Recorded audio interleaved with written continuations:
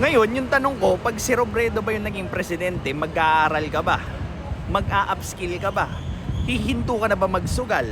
Hihinto ka na bang mag-inom? Hihinto ka na ba doon sa mga bagay na hindi naman nagpapaunlad sa sarili mo? Kasi kung hindi, kahit sinong presidente pa yan, kung hindi mo naman gagawin yung mga bagay na magpapalapit sa'yo sa goal mo, hindi ka rin uunlad.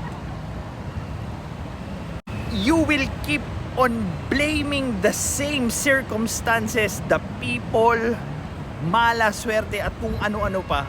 Dahil nga, you are not doing your job para makuha mo yung gusto mo. Ano feeling mo, si Robredo yung mag-aaral para sa'yo? Si Robredo yung magtratrabaho para sa'yo? Si Robredo yung mag-a-upskill para sa'yo? Hindi gaganda ang buhay mo hanggat hindi ikaw yung mismong kumikilos papunta doon sa mga bagay na gusto mo. This is Pinoy Extreme. Have a good day.